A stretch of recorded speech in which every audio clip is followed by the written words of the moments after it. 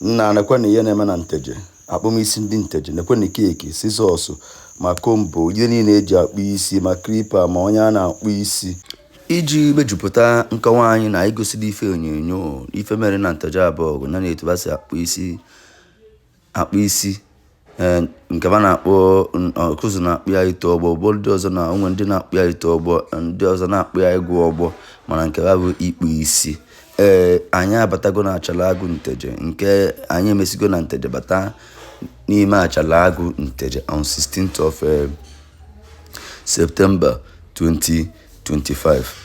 Yes, ụfọdụ jikwa otu aka ala wee na-awa ji, ụfọdụ wara ji n'otu aka ahụ, ụfọdụ kpụọ isi. Ọ bụrụ onye ọbụla mechara mmemme dadị kpụchara isi ka mgbe eziere unu tebekun na nebezekwun gaa n'irikun na awọchi kun felo anyị eru ife anyị na-ekwu ekene m mgbe anyị ahụ gị na ka a na-etugasị gị afọ m Ichie Ogbuefi Nweze onye Nteje abụọ gosi Ikenga Nteje bịa n'ime Ikenga Nteje bịa bụrụ onye Achala-Agụ si ama m were wa bịa ụwa for ya I can again bụ youth chairman Lagos branch n'ime for ya tata wo 16th of September 2025 ana m awaji na ben tata na Achala-Agụ Ikenga Nteje for ya sukwe ka m nwere opportunity biere m na m efi for ya na m emekarị m lebe anyị si na onye nwere nne ahụ ọrụ ndị ichie nwata mere ibe nne ya mere emere ajọ ibe n'ọdịnala ka anyị na-eme for ya wa na-asị ọra na imetụkwa anya ya n'afọ ezigbo onye m Commander isi mmiri emevu ndịga na ọya ihe anyị na-eme ele na nna abịa n'ọfọ sị na ngwa onye ji eko ọrụ ọya akọrọrị ya na okwu unu ji bịata aga nke unu ya ji ya anaghị anwakesị ya maka na eme onye ka e mere ibi obi adị ya mma nna agụrụ ọra mmadụ dị ọla nlọwọta anyị nwere na onye egotere moto na-ego moto n'afọ a ọ bụrụ nwere nke ị na-agba nke a wee emewe ochie ebe m kwuru ihe ego nke ọfụ ụlọ ụlọ nnọọ ahụ na-emewe ochie ihe alụ nke ọfụ ọgwa ndị na-alụ ụlọ ka afọrọ na-arụ ụlọ nwaanyị ọfọ ya esoro ibi ele akere eke echi ya zere akere eke akweghịrọta na ata ọgba anyị bụ Ogbuefi nwanne ama Ogbuefi nwanne by special grace of God achịgokwu m Ogbuefi nwanne general na Lagos efere ya so na arọ na-atọ na-abịa ka ọgba anyị eme gịnị ga-akpụ isi efere ya adị special note o gosi na ịkwadoro ife ndị iru ka mma age grade na-eme kpata anyị na-etu ekwe mmemme awamji gị the same day tata a na-eme iru ka mma age grade na-eme 58th birthday kedu ihe na-ewichi n'iru ka mma age grade iru ka mma age grade enwere mmemme ọkwụ n'imere and mere ọtụtụ ife na Nteje abụọ ibe a na-agba ọtụtụ ife ibe ịrụba ama ndị be anyị si amụọ nwoke ya megere ya bụrụ nwoke na ka onye si akụ ka onye si eme ka ekwesị akụrụ ya efere ya ije Nteje anọ m fụka PG ma ezigbo ọyị nwoke ezigbo ọyị m kabara ya adịkwu n'ọnwa nwata anyị nwa anọ m ka a na-agụrụ ya ọfọ si ọwa rịba na ya megịnị na ya ada anọ m mgbe a chabiri ụlọ ha lụrụ mgbe a kpọpere ya bụ ọrụ ya ọfọ sịba na n'iru kaba ya na-eme gịnị kaba ya na-aga mmiri ka mma ebe mma akpọwa ahụ mmiri enwe ilo mmiri ruo na sịba na Nweze the youth chairman onye Nteje abụọ si n'obi na-agụ kpọrọba mmiri enwe ilo sịba gaba ọ adịlịma mma n'afịa afọ taa bụ afọ na-ekwu ekwu ọ adịkwuruba mma na Eke dịrịla mma na Nkwọ dịrịla mma na Ọyị ka m dọlụ ka ọlị n'afa Chukwu na ọdịnala ise anyị kere gị daalụ nne gwere tụkọrọ mmiri ka mma bụ mma ekelekwa elu tukwere onwe ya Ichie Ogbuefi Nweze Nweze anyị ekele gị daalụ nne anyị Nteje abụọ ọracha na-enwere ilo agaghị iwu nna bụ nwa ya bụrụ ihe oyi Menezili Igbo bụ ijele emechabulu nlekwu ijele na mmanwụ na-agbakọrọ na ruolu ekiri njikọ gị n'ijele na mmanwụ na-agbakọrọ obi ibe maka ọ ya bụ ijele wike mere na-eti ọgbọ egwu ya ezi ibie mmanwụ niile edeghị ike ijele gbazia n'ama na nnu elu ahụ ịma na egwu nna ahụ na ọ bụla ebe egwu na mmụọ ọbụla n'ike aka mụ egwu chukwu nyere n'aka nrụba anya na gara aga n'igbo ọbụla ovu ma cha cha cha our some people na yawa ndị ọgba aka ntụtụ ndị na-egbu mmadụ ndị na-agba egwu ego ndị na-eme ezigbo ibe ndị ka na-eche gị n'akara aga n'ino n'ọbụla ovu ma cha cha agbata na achala isu otu egwu agaghị ikpi na-egwu ya na-achara nene mana agbata na ndị na-agwụ egwu na-egwu ya sọzọ mụbụ na achara niile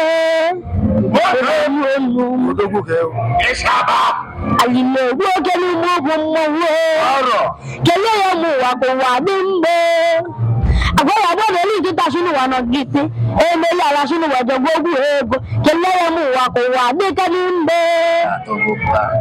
ego dị mma ego dịkwa njọ agwa ego ka mmadụ na-eji n'oge n'ime n'ụwa wa nụta nwunye ebili maka ego ka mmadụ iji ugbo nne ya ka ọ kpata akụ karịa anyị na-egbu oge n'ime ofe mmọnwụ ị na-anụ ọnụ ihu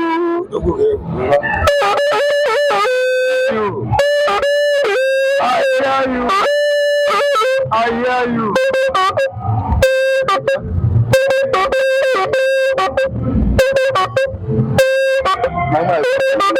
Darinne, ka mata abalị na nke a na-etu gị. Okay, afọ m bụ Ifeọma Amaọkụgọ. Ife na-etu m bụ begi bagi. Daalụ. And overall share lady achala agụ niile. Daalụ, tụọ ndị ọgbọ ya ahụ. Iru ka mma ekene m. Nteje ka ebu. Iru ka mma ekene m. Iru ka mma ekene m. Nteje ka ya ahụ. Yes you. Anyị kene gị tata ndị iru ka mma na-eme 50th birthday. Yes. And i were awele nwe isi awele be one of them the privilege we nọ n'ụbọchị nke tata.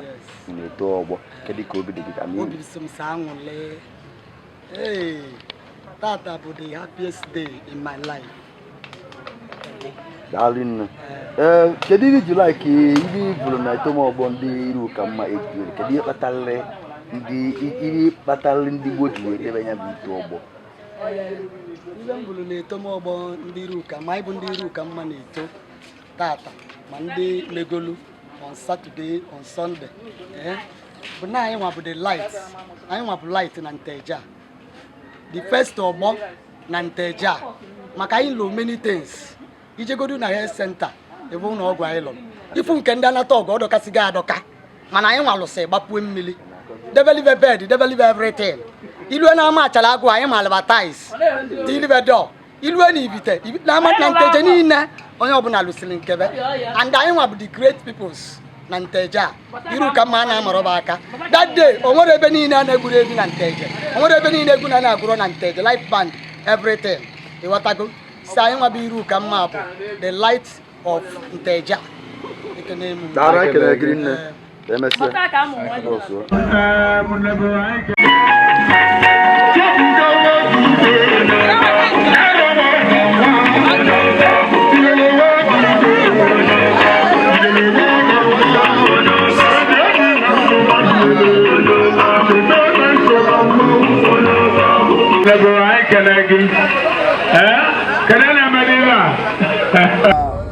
onye ọbụla bụ ọgbọ iru ka mma na ibe ọbụla ọ chọrọ n'elu ụwa na Chineke ya na-emezili mgbazi kwuru mmazi n'aha Jizọs. Unu na-emerekwa n'obele iwe. Adele ya. Daalụ. Anyị bụ ibe dị gị n'aka. Ọ sị na na-akwụdola amanwụrụ ahụ egbuo. Tata ka nwanne gị nwoke na-eme 50 ọ dị opportune mgbe ndị iru ka ma ndị ọgbụ ya na-apụta na-akpụ isi na Nteje abụọ kedu ife na-ewiche ka Chineke na-akwadolibe mmaji kwuru mmaji n'aha Jizọs Kraịst onye nwe anyị. Amen. Anyị kenere gị interview anyị na-arụ na mmadụ ya bụ ewu bụda ka na ma ibe wa na-abata bụkwuo ibe ndị ọzọ si ya ma ọ ji ma ibe niile Muneles, onye ọbata ewu wa na-abata ma nwe mazụlụ oke anyị na-eke n'ụlọ dajenu anabata gị ya ndị vidio ngwa na vidio be Akonara Jadine. Polo. Polo. Where more? Where more is a saying? Where more?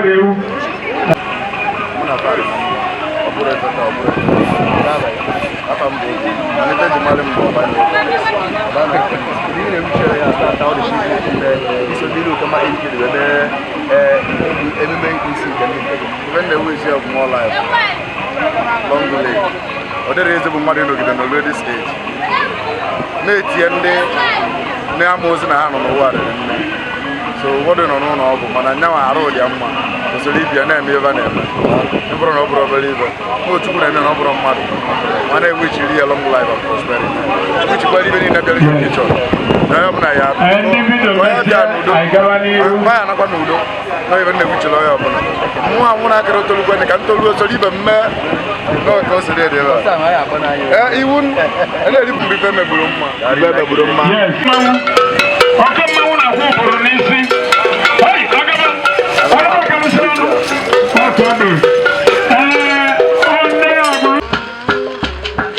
Yes. Today, it's a privilege to become one of the member in the Kama age grade. Say a 58th birthday today. Can you go out again?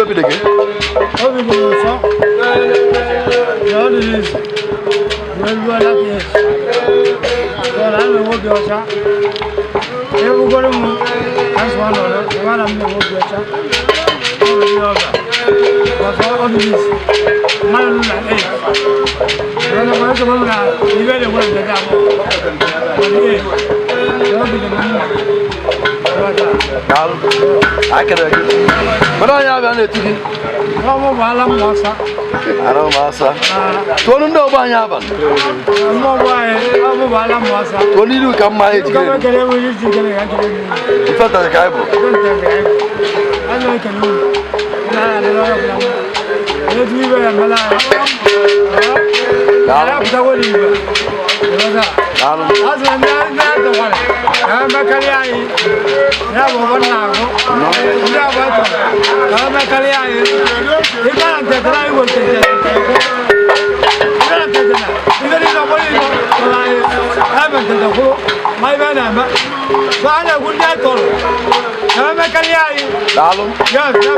I can agree. Dalu, Allah.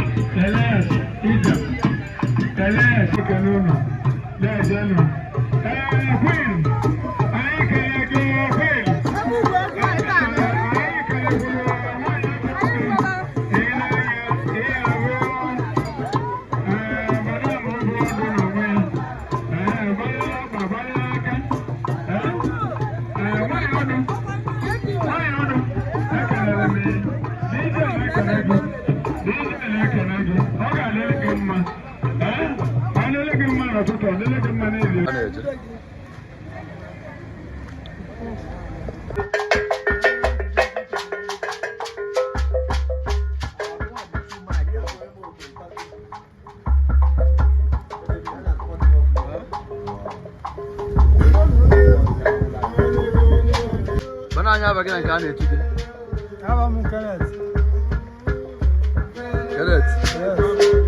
Today, it's a privilege to become one of the members in Ukama age grade. Say a 58th birthday today. Can you call the baby again? All it is, well, that is. Well, I don't know what every one of them, that's one of them. The one I'm going to go over. Was all it is. Madam and age. When I was the woman, you really went to go for the age. So I'll be the mama.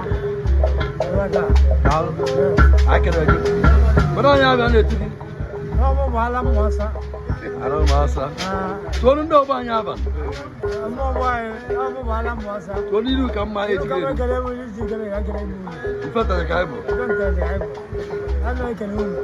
And I had a lot of them. Let's be very alive. I have the whatever. That's the one. I'm a career. Now, one now. Yeah, what? I'm a career. If I had that, I would get that. I haven't taken a hole. My banana. So I wouldn't have told him.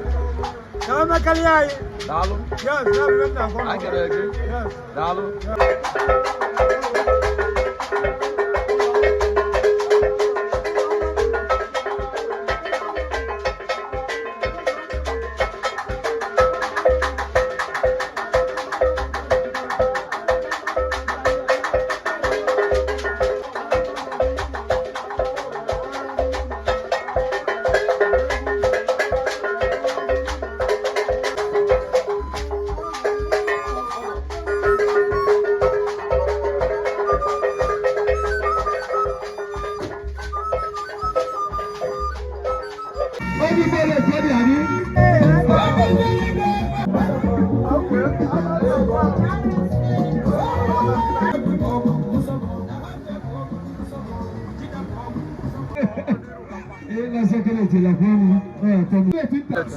Darin na nuti ba ya fa ina kare tiki sa? Tendo. Torin do ba nya ban. Event ta kai bo. Event ta kai bo. Event ta kai ga bo. Wannan ci buzo. Saya buta bolo gondo na rusika. Organiru Nteje. Aya bolo bulu iwa di Nteje. Na skandozo ya letu tani. Bolo ya imeli. Mo yu ya cho bulu ka ya ma bulu ka ma. Wala to na bele be. Bulu ka ya na ta. Ko ma na ha Jesus. Ise ai ka da gidarin na.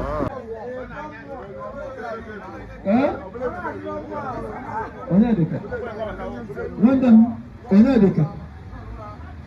Kankana ne gari, osilora ne na mai bulbi. Ne kenan da. Na si babu da wani ya nami kuma kuma ubo, ana si guru.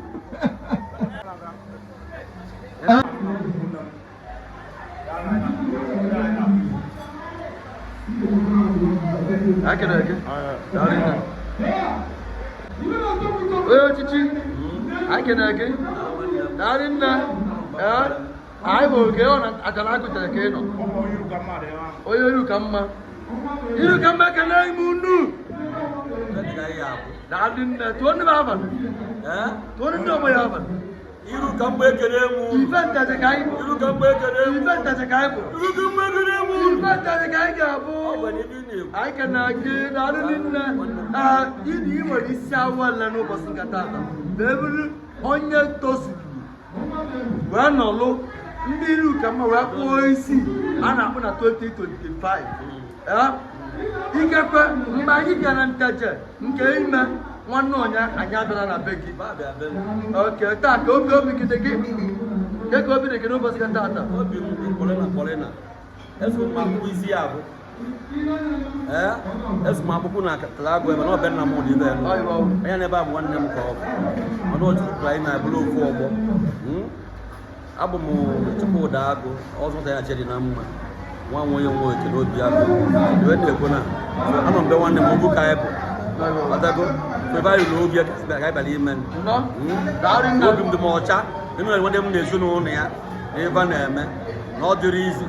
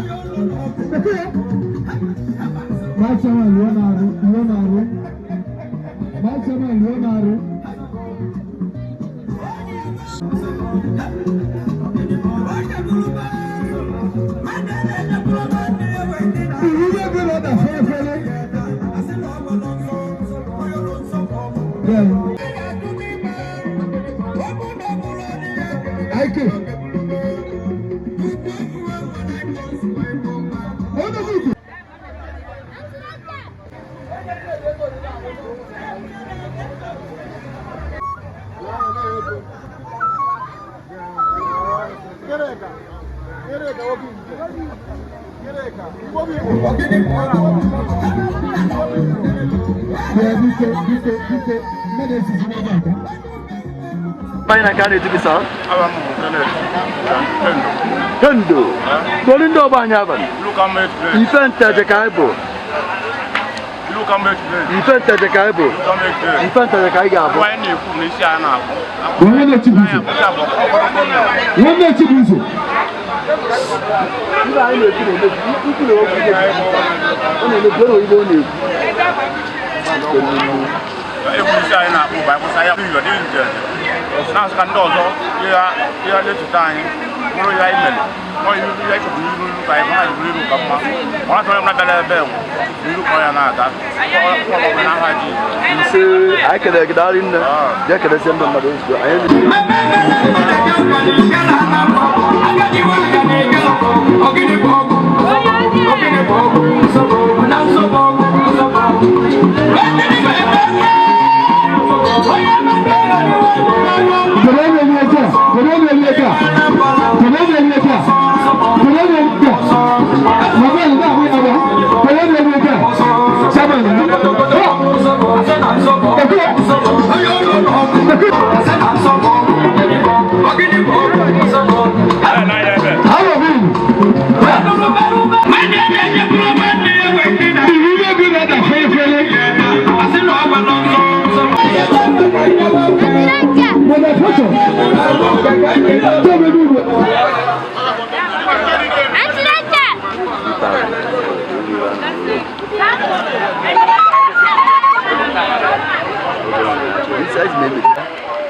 Kamu tahu bagaimana nama lama ke? Okay. Apa mau Honorable Pastor Hilary Go. Welcome to church. Tuan dia apa ya apa? Nteje Oyi, I know that. I feel you mana omanye bu iru kama 8th grade. Bawa apa nama saya? Iru kama pun. Ya. Event aja kaibo. Iru kama pun. Event aja kaibo. Iru kama kwezu. Event aja kaya abolele. Benezu. Now today you pursue. One along. Dendo. Where Solundi iru kama 8th grade na today be 16th September 2025. We tonya bobo. Can you go be again? Because all the more than even men expect. all the more than if you enable my overjoy has run me down. Overjoy has run me down. So I'm not going to take a lecture. If you know that, my brother, I'm not going to take a lecture. As for one of the column, the tears of joy we don't happen and actually can just lose your way. Makanelo tambo kwa Chineke na mema na bekeleke this it is Chineke put up here na no they have to give you go back na na from me give but I give you so we bia maka Chineke na mara maka isi thank you very much my brother thank you very much aja it's your baby na lo rende aja kelele be besumuzo na Nteje Oyi e be besumuzo oba record ifa na lo rende I know Moses is.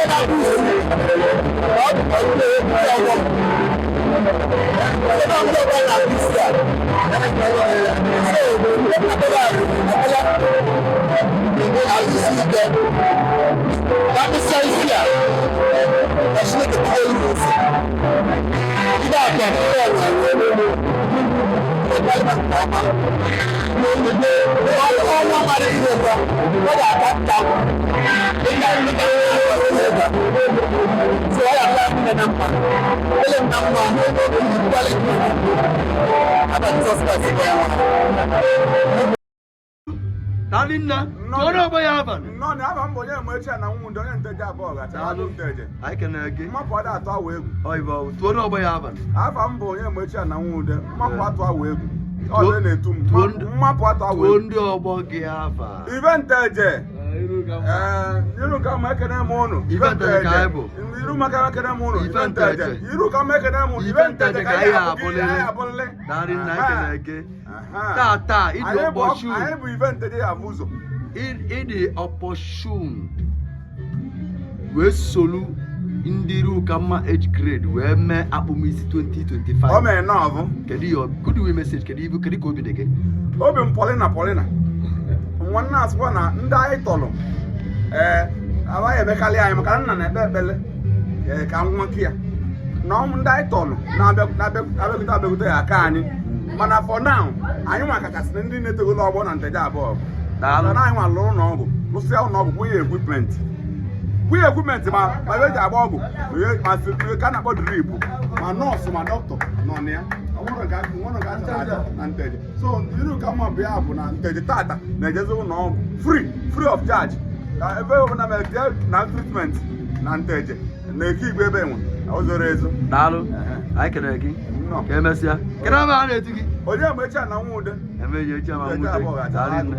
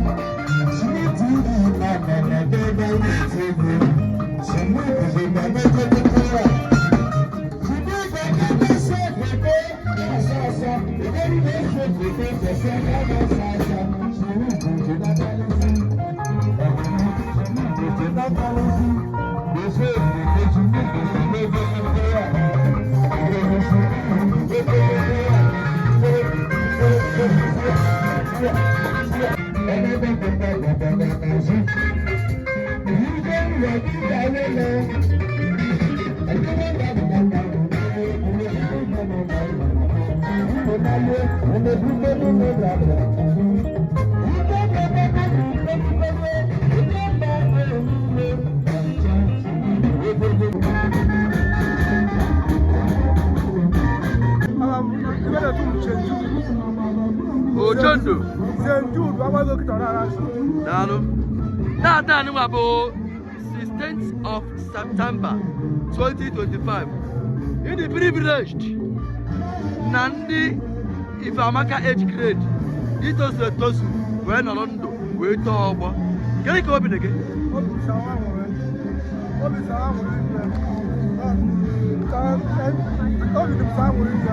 Right then, never now, 50 years right there, I'm never now. There's a one dog there, but I didn't die yet. You won't put a never now. You won't buy it for me. You won't be the man who do what is maybe I don't come. I'll make it up my own. I don't know. Who watch my back of it? Why are you so good at the year? I can now I can again. Come on, come on, let's get. I can again.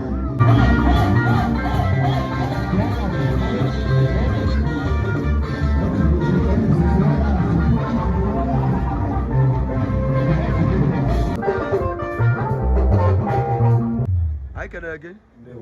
Down in there. Come at Ava, I can't Malava again. Okay. Honorable Pastor Hillary Go. Tuondi Obaya Alpha. Nteje Abogo, I know that.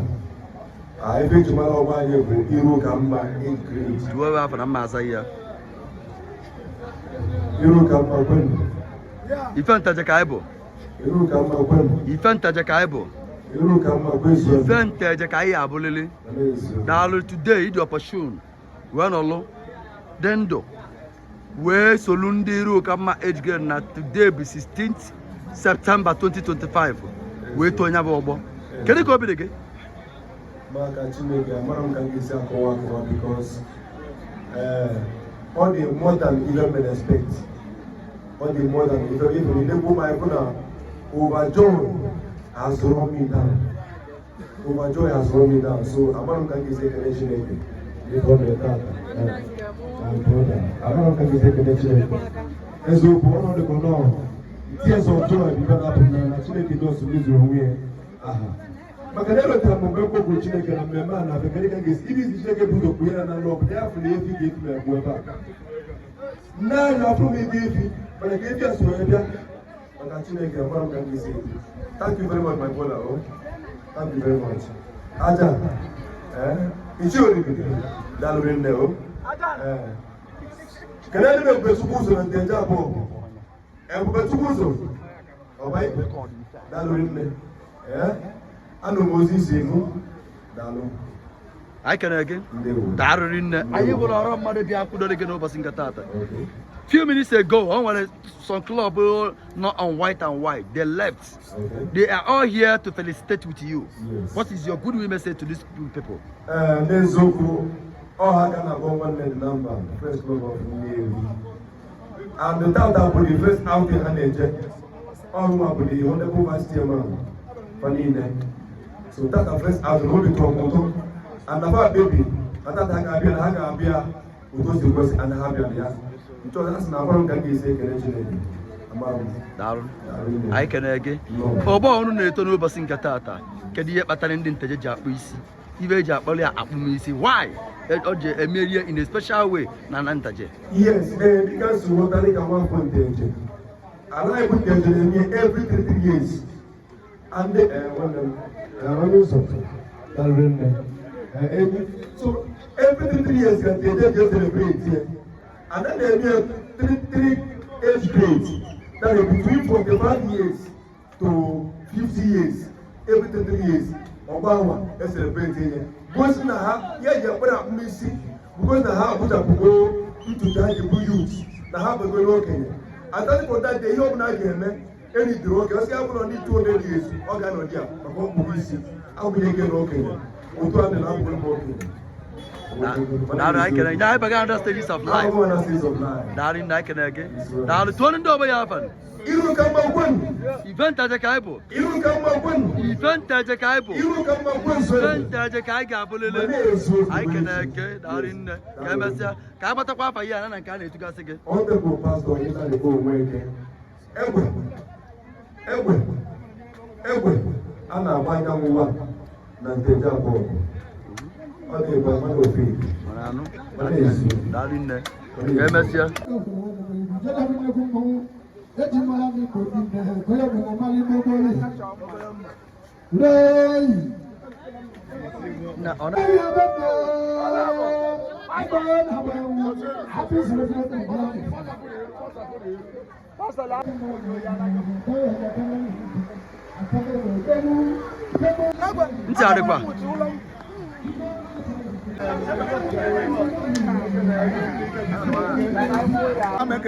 Mata na bagina nke a na-etiku. Obi nwanne Francis Nwafọ na achala Nteje. Ọmụnwa. Tonu ọbọ ya abalị. Iru ka kwatu adi. Ife Nteje ka ịbụ. Amasị m adịrị n'ụma. Ise. Anyị biri n'iru ka mma. Asị na otu akpụrụ isi taa ni. Next 3 years ndị akpụkwa nke ba ya ka nke anyị. Kwasị why? Ana mmadụ mụta nwa, ọ sị ka nwunye ka nne ya. Anyị amụtago nwa next 3 years a na-atụ anya na ndị amụtaghị ba akwụkwọ nke ebe otu akpụ n'udo ndị akwụkwọ next 3 years akwụkwọ n'udo n'ike nke Chineke daalụ na ọlụo ụgbọ unu ume oluo na ala dịrị izu unu lụse nke kọ na-eche ebe niile a na-achọ unu achọ nwa makenegwu unu obi nwanne daalụ nne Nteje ka ịbụ iru ka mma kwani ife Nteje ka ịbụ iru ka mma kwezuo dị ife Nteje ka ị ga-abụ daalụ nne ka eme kere na ekwebe n'aka onye ọbụla onye ọbụla mere ebe Nteje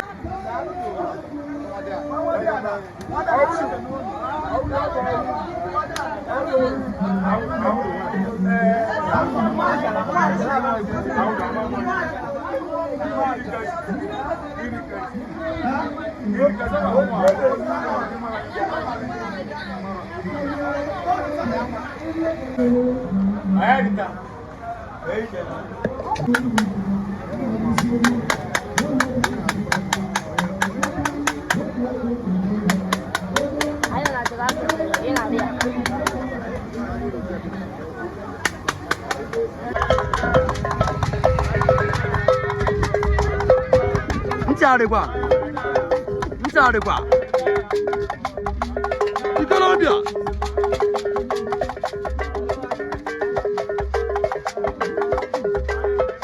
Masa. Hello, Masa. Hello, Masa Nteje Oyi. Oh, member. You come my age grade. Hello, Masa Nabamego. There you go, there you go. Hello, Masa, there you go. Hello, Masa. I can argue.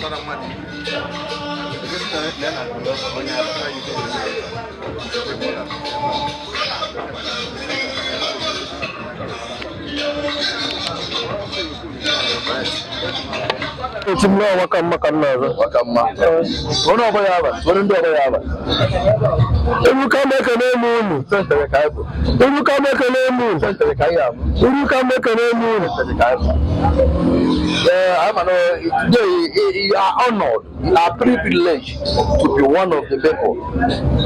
Then emume ikpu isi nke ndị Nteje kedu ibe kedu ka obi dị gị? Obi dị m ezigbo ọcha ọrụ emebere na Nteje abụọ gboo ọbụrụ taa ka obi dị mana ibe ji dị ya dị m ọcha bụ na mụ at least na mesogolu na ndị kpụrụ ya bụ isi ọbụ esogolu m na ndị bagalụ bụ ya duru na Nteje abụọ obi adịkwa m ọcha na ụdị kụziri iche na ụdị ibe a mepụtara na Nteje abụọ na kpụmisi anyị a in fact ọ dị unprecedented for now. Ọ na-ewu ọ na-ede n'ụwa niile na Nigeria ma abroad. Ọ na-etu anyị na anyị kpụkanarịsị and ibe mmepụta obodo si na anyị kpụkanarịsị hụ anyị gbakasịkwụ n'ụba for ndị kpụgolu for so far so obi mụrụ m ọcha na amụ na this age grade. Daalụ. Kedu ibe batara ndị Nteje ji abụ n'isi? Kedu ihe ịmalụ maka ya? Okay. Ya ndị anyị na-akpọ akpụmisi a bụ otu ọgbọ ịbaga na duru n'obodo a dị Nteje abụọ. Ya na ebe ọ dị nke a na mụ abụọ olu duru. O nwere ọgbakọ akwa na Nteje abụọ ya mmadụ agbanwere ya. As long as na ọgbakọ obodo kpọrọ na-abụrụ otu kpọrọ mana obodo kpọrọ ya man on the list, so let's man more actually say. So yeah, bro.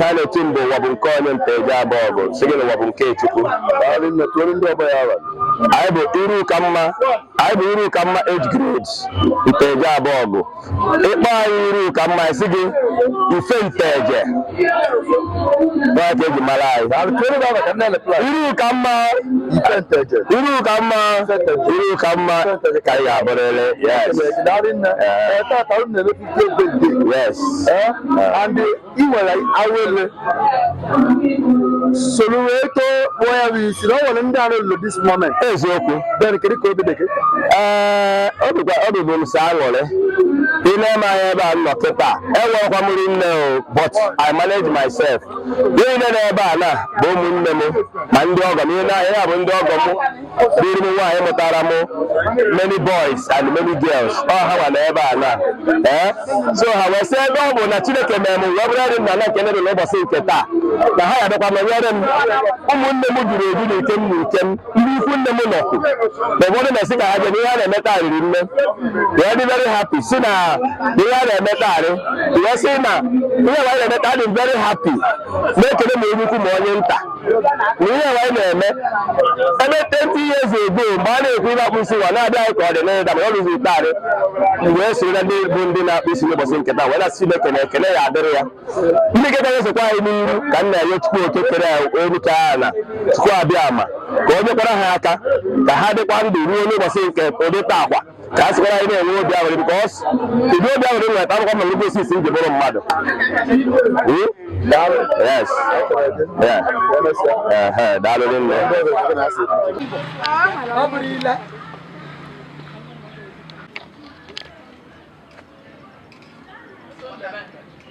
I will cook and I catch a lady.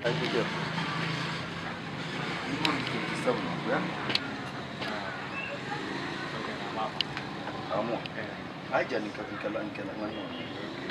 I am with the challenge.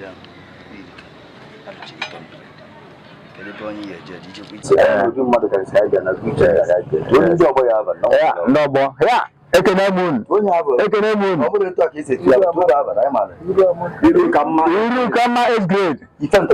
Iru kama is great. Nteje Oyi. Yes.